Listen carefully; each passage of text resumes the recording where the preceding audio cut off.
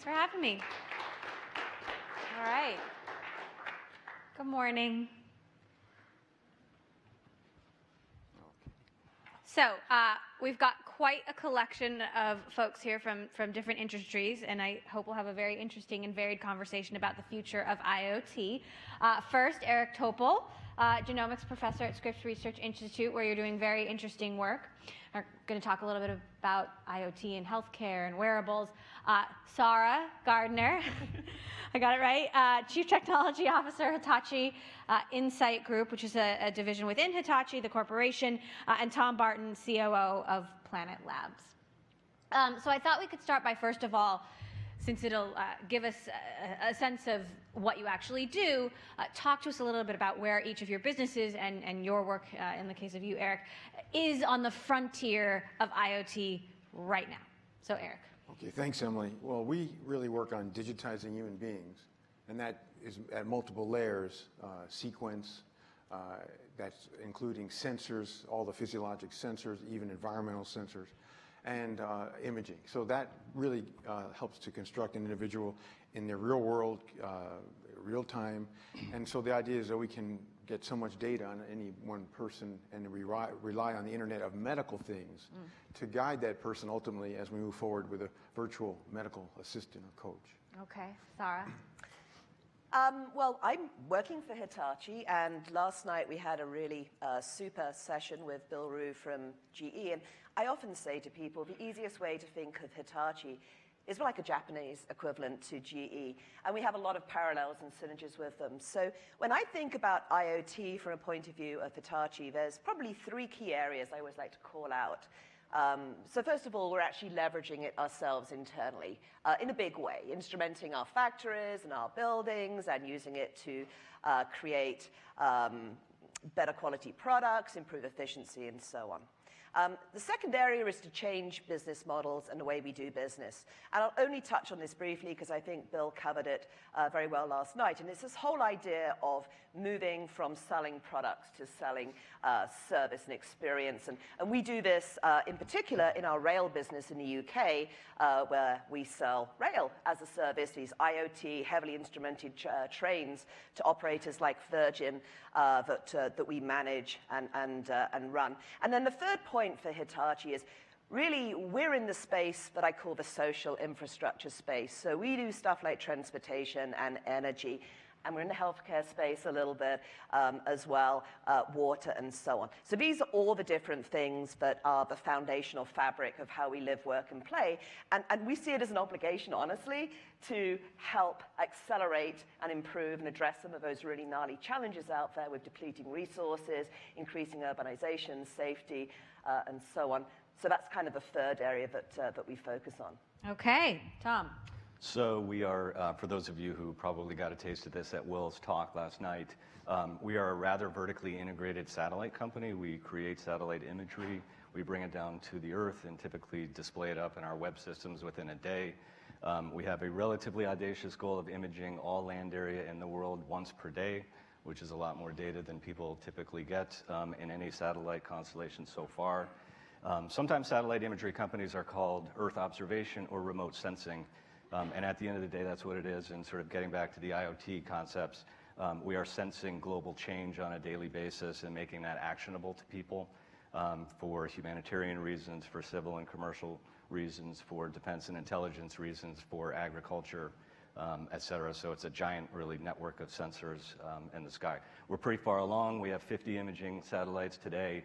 We have 2 huge rocket launches coming up in January, 68 on an Indian launch vehicle called the PSLV, and 48 on a Soyuz launch vehicle. And once those 2 constellations go up, we will complete what we refer to as Mission 1, and we'll have the capacity to image everywhere in the world every day. And it's risky business because you've been on a couple of SpaceX launches and through a couple of explosions, right? We've been through one explosion on a SpaceX launch, which was not the most recent one. Actually, it was a little while ago. And we were also on the orbital Antares failure about 2 years ago. But one of our concepts is, unlike satellite companies that are spending hundreds of millions of dollars on a single satellite, we are sort of leveraging Moore's law and using consumer electronics and commodity costs to really drive down the cost of satellites by about 6 orders of magnitude. So when we have 20 satellites blow up on a rocket launch, it's not the end of the world for us. We have a highly kind of resilient and redundant network. Good to know. Okay, so that's the present, and I want to paint a picture of the future. So let's say 10, 20 years from now, where do you think we'll be when it comes to IoT? So Eric, for example, you say digitizing our bodies. It sounds a little scary and a little big brother. Like, where are these chips? Are they in our blood? Are they in our organs? And what is the limit of it? Well, in a way, it's unlimited, but your point about the concerns of privacy and too much information is certainly important. But I hope it doesn't take 20 years, because what we can do today, we've already seen how a person can do their electrocardiogram and have it algorithmically accurately diagnosed and preempting to go to an emergency room. The same thing for whether it be children's ear infections or diagnosis of sleep apnea.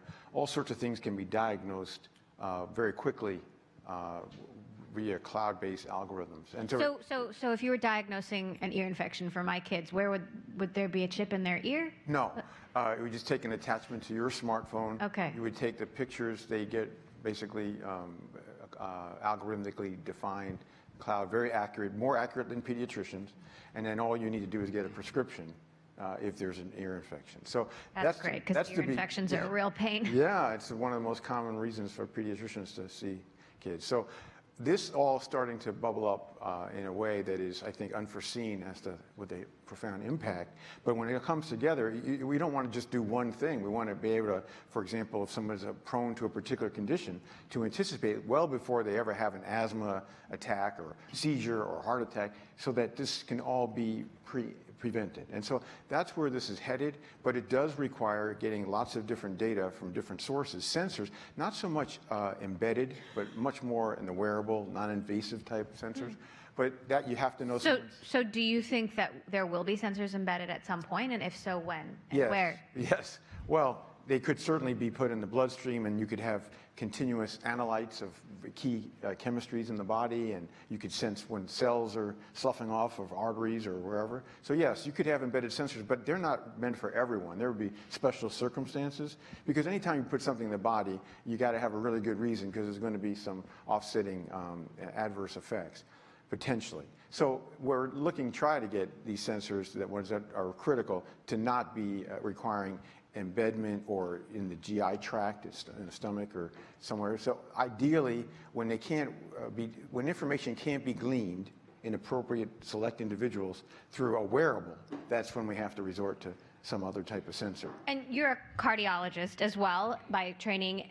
Heart disease is obviously, one of the most deadly diseases in the world. When it comes to heart disease in particular, how can IoT help us? Oh, it's exceptional opportunities. We already have changed the way heart rhythm, which is a very big problem, can be managed without having to go to emergency rooms and seeing doctors straight away. The next big frontier is to try to deal with prevention of heart attacks. I think there's a way to do that, but that will be something that may indeed require an embedded sensor. But I think what's really one of the things that's striking for me is I can image any part of the body with a smartphone connected to an ultrasound probe. So that could be done also by any consumer. So if there was a question about the heart failing, they could just quickly take a picture. The video loop could be sent to a doctor, or even someday algorithmically diagnosed as to what is the condition of the heart at any particular moment. So we're seeing some things with respect to Moore's law, miniaturization of technology, that this is a smartphone attachment that gets images of the quality of the $350,000 machine that sits in hospitals. That's the kind of transition that we're seeing right now, and it's just going to continue in the years ahead. Interesting. Okay, Sarah, what about Hugh Hitachi, and what is the role of big corporations in this? You guys are across so many different industries, whether it's we are, yes, trains as a service, energy, water, food production. Yeah, it's there's so many different ways that I could take that. But one area that actually I was thinking about last night. One of the beauties for me of Techonomy is the fact that you get to talk to and mingle with different people. And so I was talking to a guy that is involved in a company, I think he's one of the founders, Stitch Fix, which is very, very interesting in what they do. And actually, I'm planning on signing up for their services. It's kind of a personal shopping thing. The reason I bring it up, though, is because you can see how it has parallels with things like Amazon and some of the other services that are out there. So And basically, Stitch Fix, you tell Stitch Fix what you like, they send you a box once a month, or actually however often you want. Yes. You keep what you want, you send back what you don't. Are you already a shopper? I'm familiar with Stitch Fix. Okay, so I wasn't. I clearly need to get out more. But and then they're starting to take it to a further level with some algorithmic type understanding of trends. But the point being that very often you get use cases that start off in a particular area and then they start to propagate elsewhere. And that kind of got me thinking, actually, about IoT and some of the things that we're involved in at Hitachi and some of the things that we're not involved in. They're just happening in the market overall. So take, for example, one of the most prevalent use cases, which is user-based insurance. We've seen that a lot. That's already taken off. It's being used by insurance companies to give a better class of service to their customers. But what if you take those fundamental capabilities and start to twist a little bit and say, well, how about how humans interact with industrial equipment or machinery? And start to use, well, what's a signature or a pattern that indicates it's being operated correctly and safely? And when you think about how many of these industrial spaces, like mines, for example, are relatively remote, and they really need this increased level of safety, and there's so much opportunity for IoT there. Another area... So would it be like the equipment inside the mine, or would it be chips embedded in the mine? It could be a combination of things, right? So one aspect could be for a human operating a drilling rig or a shovel, or, I mean, longer term, you talk about 20 years, we're already trialing autonomous vehicles and autonomous equipment. So the actual role and exposure of the human to some of these dangerous situations is starting to reduce. But yeah, anywhere where there's a human-machine interaction, if we can start leveraging some of the things that's been done in early work around driver behavior and start to use those same concepts for the huge value there. And another area that's very, very fascinating to me is video, but less about the high sort of broad sort of satellite image type video and the more sort of close-up video. So things like facial recognition, for example, have been used for very many years in the intelligence community. But now those analytics are, a lot of that capability is available in open source, and we're seeing much more broadly applied use cases in all sorts of different places. I mean, we've done work, for example, with rail yard inspection using automatic detection of video. So these are the sorts of things that in the past a human would have to look at and interpret and make observations about, but you can now do automatically. And one of my personal favorites, hot ones for me at the moment, is this whole idea of cow facial recognition. And I did say the word cow there. And for some of you may be familiar with this. Some of you it may be a slightly off-the-wall use case. But this is a very real problem, that you have these herds of cows running around in the middle of nowhere. And how do you keep track of what's going on and the health of your cows and whether or not rogue animals are eating from the feed trays, and without humans constantly being out there and looking around? And so now we're looking at things like video being used, facial recognition, to look at anomalous behavior in cows or to recognize a herd, count the herd, and so on. So there's so many different angles and opportunities for IoT and IoT-related technologies like AI. And I think the only way that we're going to get the promise of adoption that we really need to transform the world is to look at taking use cases in one industry and applying those to another. And it's certainly something we're doing at Hitachi. All right, now, Tom, 20, 30 years from now, I don't know if Elon will quite have landed on Mars yet, but there's certainly a lot of question about the value of actual space exploration, space penetration. You guys sell a lot of data to agriculture, governments, financial services, but sort of what's the point? What are we going to get out of it 20, 30 years from now that we're not getting out of it now? Well, I think in a lot of cases for governments, it's about national security. It's about things like understanding what's happening with overall land use classification, what's happening with agricultural productivity, what's happening with deforestation, what's happening with global warming. So, I think Will in his talk last night referred to us as all being astronauts on spaceship Earth, and it's true. So we are seeing changes of a global magnitude with respect to things like global warming. You're saying global warming is real? I am actually saying that, yes. Global warming and climate change. And so, we actually do need more and more sensors to gather that data and deliver it to people that can do something with it. With respect to agriculture, agriculture is probably our second biggest market. And really, primarily, our customers are the top 20 agribusiness providers worldwide, as well as some startups in the area. But it's all about yield management. And, again, coming back to IoT, we're a piece of that puzzle. We provide satellite imagery, but a lot of the people that are developing precision ag platforms are also bringing in soil sensor data. They're bringing in telemetry equipment from farm equipment, from Hitachi and others. They're bringing in weather data. They're bringing in all kinds of ground truthing information on the ground and basically trying to figure out how to improve yield. When do I plant? How do I do variable rate fertilization? When do I apply nitrogen rate fertilizer or a nitrogen-based fertilizer? When do I harvest? Things like that. So I would argue that improving yield management and improving the size of the global food supply is a reasonably important use of the data. So, obviously there are technology companies out there, Google, Facebook, Amazon, that are also trying to get to space in different ways and for different reasons. I wanted to ask you a little bit about Google's efforts in drone delivery. It's called Project Wing. They've sort of stumbled a little bit. The leadership is gone. They're having job cuts. They started saying they were going to deliver healthcare supplies. Now it's burritos. And yet you have Amazon, pouring money into this. What do you make of the different approaches and whether or not it's actually a good, important business? They all fit in a different part of the ecosystem, and I think there's a danger of a false dichotomy here, which is a lot of these things are necessary for different purposes. A lot of the drone efforts are really not about imaging; they're about delivery and logistics, right? Which is, I think, a lot of the reason why Google and Amazon are interested in them. There are drone manufacturers that are interested in imaging and are doing so, but there's obviously regulatory barriers here in America to do that. So all of these data sets have different purposes and different cost points. I'll give one more example, which is we are working with the state Russian railway agency in Russia, and they have to manage their railway system over 17 million square kilometers of land. There's no cost-effective way to do that with drones. There's no cost-effective way to do that with manned flyovers.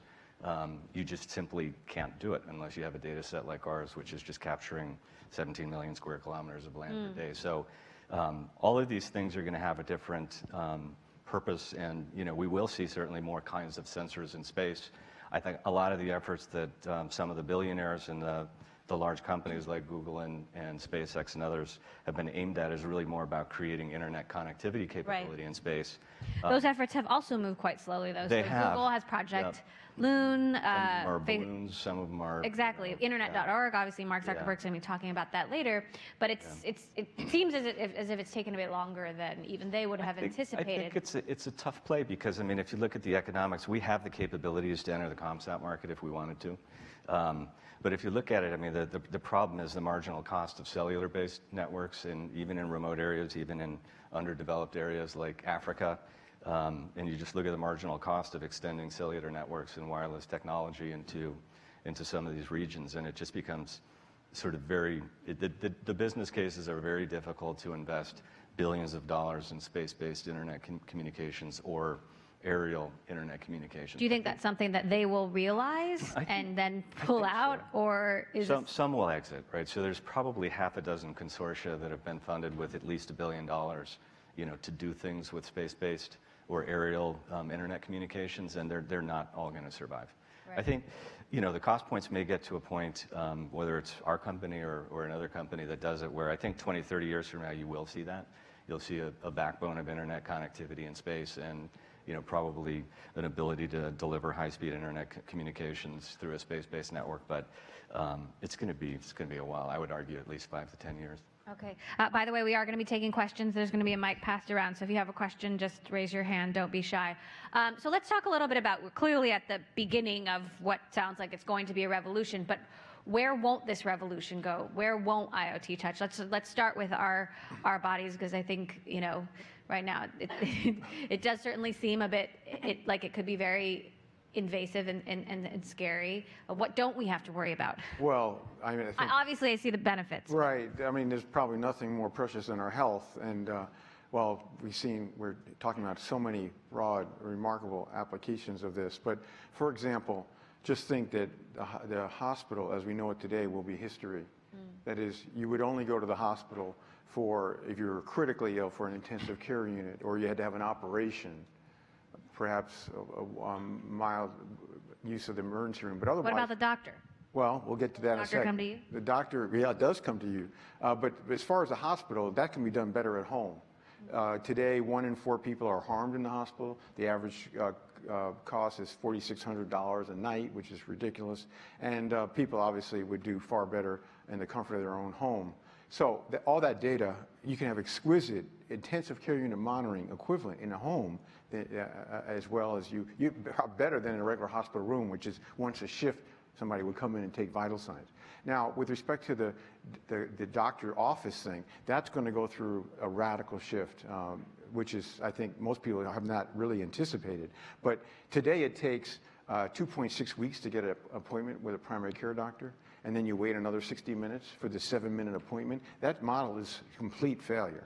But now you can have, in 2.6 seconds, talk to a doctor, and today it's a video chat, and telemedicine is soaring, but tomorrow it will be a data exchange with its sensor, lab data that you do yourself, physical exam features you do yourself. And then also you can summon a doctor to your home. And down in San Diego and around California, there's many of these Uber, one of them's Heal, which is backed by Lionel Richie. And I asked Lionel, why didn't you call it All Night Long?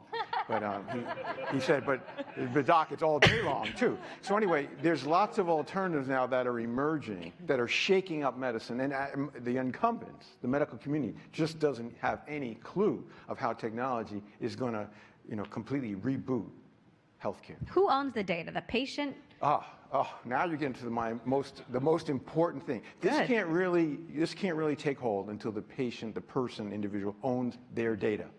Today, it's owned by doctors and hospitals, and that is untenable. And the data, everyone has the data, whether it's data brokers, whether it's cyber thieves, except the person. And it's their data, their body. They paid for it. So that has to change. That has to be that's a civil right that's yet to be granted. But I'm certain that over time, because people are going to be generating their own data. That's homeless today. Mm-hmm. So once that has a home with your personal cloud or your blockchain, whatever it is, that's when things really are set right, that the data are returned to the rightful owner. Sarah, you hear so much about how AI and robots are going to take our jobs. I was speaking to the venture capitalist Vinod Khosla, who told me he believes the majority of jobs will be done by machines in 40 years, and he says high and low end. So whether you're a radiologist or even an oncologist, or you're flipping burgers, your job could be eliminated. But as someone who works at a huge industrial company, what are the jobs that you see that humans will still have to do? I think I'll come back maybe a little bit on that to some of the conversations that were happening over dinner last night, because I think it's really the blend of human and machine in a lot of these instances that's still going to be required. I mean, Eric's obviously the expert on healthcare, not me, but I'm assuming that there's going to be certain areas in a medical sense, for example, where you could have some diagnostics that could be done better by AI and robotics, but there's still going to be some areas, that little piece, that it's going to be very difficult for us to create the algorithms to do that, whereas it's actually quite easy still for a trained physician to actually approach that. And I thought it was interesting last night talking about 2029 and when the brain and AI come together. But I think there's still going to be areas where it's just going to be better and easy to do certain aspects with a human expert. But where you have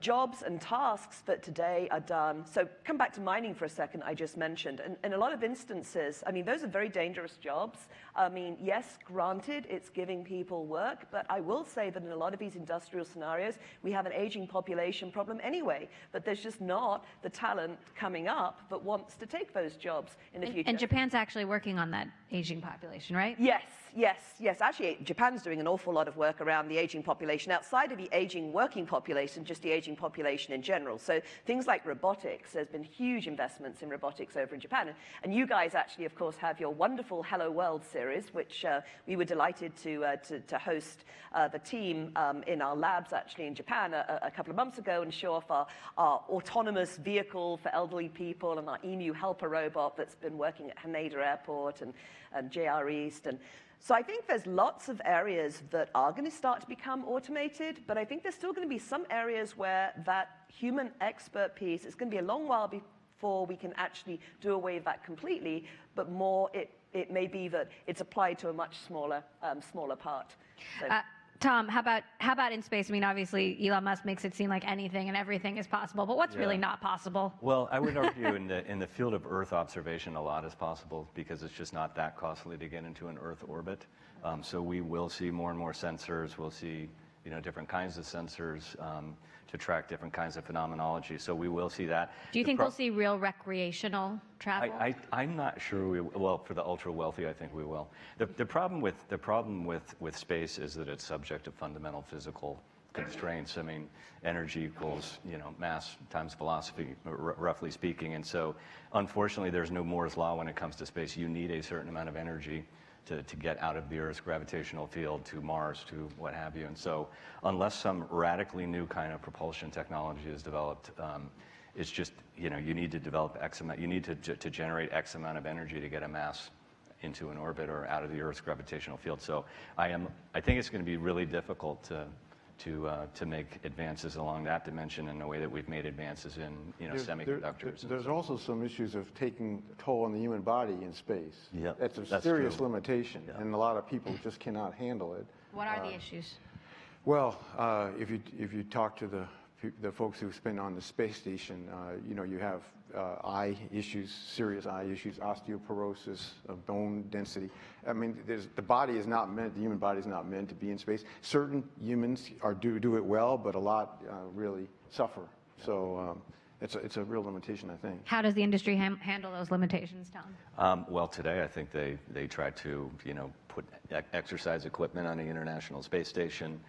In general, they limit exposure on things like the International Space Station to about a year. I don't know what all of Elon's plans are with respect to how he wants to handle that on a voyage as long as Mars. I don't know whether he's going to try to simulate gravity by rotating the spaceship. He's superhuman, so I think he'll be okay. Maybe he'll come up with ways of doing that, but and of course you also have to worry about radiation shielding in space as well. So I think it's it's a little problematic. All right, any questions yet? Questions, hands? Okay. It's been a big week in U.S. politics. We have a new president-elect. It's unclear how much President-elect Trump understands and will embrace technology, but we have gotten some clues, for example, how he feels about global warming. We know healthcare is going to be a big thing, perhaps even in the first few weeks. He's already told coal miners, you're keeping your jobs. So how do you think a President Trump will impact this industry, impact your businesses and your work, potentially for the next 4 years, even 8 years, but policies that could live on long after that? Well, what's talked about a lot, of course, is repealing the Affordable Care Act. That may or may not happen, and we don't know what would be replacing that, and it's not so easy to do that. But that doesn't really affect what we're talking about this morning, about innovations in medicine. But one of the biggest factors about the arc of the future here is the NIH budget. And what's now in play is this 21st Century Cures Act going to be passed before the year end, before the Trump administration? That's an unknown. But even bigger than that is what's going to happen to the NIH. One good thing is that one of Trump's main advisors is Newt Gingrich. And he actually has been advocating for doubling the NIH budget. Really? Yes, and he wrote an op-ed in the New York Times last year about that. So if he has any impact, maybe the NIH will be preserved and even higher emphasis in the future, but it's unknown. And so I think this is a really a big concern because, as you alluded to, the lack of science belief in climate change and other matters like vaccines bring us to the sense that we may have some troubles going forward. And how much does your industry need government support? That's basically, that's it. I mean, there's obviously lots of tremendous important collaborations with the life science industry, but so much of the vital work is really NIH and other government agents supported. Sarah, there's a lot of certain uncertainty about what thoughts will actually translate into policy. Yep. One of the only things he's really talked about so far since being elected is infrastructure, which obviously Hitachi is very involved in. But in addition to some of the energy concerns. Right. But so how does Trump impact Yeah, I mean, your business? I think to a certain extent, we don't know what we don't know yet. But let's feel positive and look at some of the statements he's made about putting more investment into public infrastructure, roads, the grid. I mean, there's a lot of things about our public infrastructure that are aging. I mean, water's a great example. I mean, we lose ridiculous amounts of water through leakage on the water distribution network. So if part of Trump's goal of putting people back to work and putting funding into those projects can also help us make them smarter, maybe even get that workforce more exposed to IoT and the jobs of the future. I mean, that could be very interesting. Maybe I'm saying it in a slightly idealistic fashion, but I'd like to see that. For some of these other policies and thoughts, I think we just need to wait and see over the next couple of months how those actually turn out and what we actually do about them. But at least I'd like to say there's one positive thread in there for me, that if there's more money comes into those public infrastructure projects, that's a good thing, not just for Hitachi and companies like GE, but also for society as a whole. Tom, for years the government has pulled back on funding for space, but very recently President Obama has actually supported it. Government obviously buys a lot of your information. Will you guys be affected if Trump doesn't think space is important? I think we're likely to be flat to up, if I had to guess. So the White House, actually, Mr. Obama announced, 4 or 5 weeks ago, that we had won a $20 million contract with the NGA, the National Geospatial Intelligence Agency, which buys imagery on behalf of a lot of agencies. There has been a real desire on the part of the U.S. government actually to save costs by moving to new space and trying to be a little less prescriptive and requirements-driven in how they access space-based capabilities. So like everything that the government has done, they want to move towards an open commercial market. It was a key part of their thesis in deciding to work with us that we had a commercial product. They're simply buying that commercial product. They didn't specify in secret what our satellites were supposed to look like, and we didn't build the satellite and sell the satellite to the U.S. government. They're actually just buying a service from us. So to the extent that the government actually wants to save money in space, I hope that they continue to fund sort of commercial space offerings that aren't traditionally part of the aerospace and defense infrastructure. The second thing that I would say is I think it's relatively unlikely that the defense spending will go down under Trump. So be that as it may, my prediction is that the portion of our business that's associated with, frankly, ministries of defense worldwide is not likely to go down. The only fear that I have is, for the data set that we have, which is medium resolution satellite imagery, it's at about 3.7 meters per pixel. We're regulated by NOAA, the National Oceanographic and Atmospheric Association. They allow us to sell our data to every country in the world, with the exception of Iran and North Korea. We obviously can't sell to denied parties, people like ISIS, obviously. So to the extent that Mr. Trump becomes more isolationist and changes licensing policies for what we can do with our data, I would say that's a risk vector. That's your only fear? It's kind of my only fear. Any questions? So I wanted just to end on this, which is, this sounds great, and the future, everything will get better and more efficient. But what about the dangers of IoT? What are the dangers? What are the challenges? What should we be wary of? Well, my biggest concern, besides what we already discussed, is privacy, security, is a serious problem in the medical space. So we now have, in the last year, over 100 million Americans have had their electronic medical records hacked or stolen. Hospitals are being, and health systems are being held hostage. And essentially nothing serious is being done about this. We need to have, first of all, we need to deaggregate, not centralize the data because it's a sitting duck for this sort of thing to happen. But beyond that, we need much tighter legislation enforcement. A lot of this is even coming from outside the U.S. But again, if we get ownership established, that might be a way to enhance this. But the problem is people are not so dissatisfied about data and issues of privacy until it comes to their medical matters.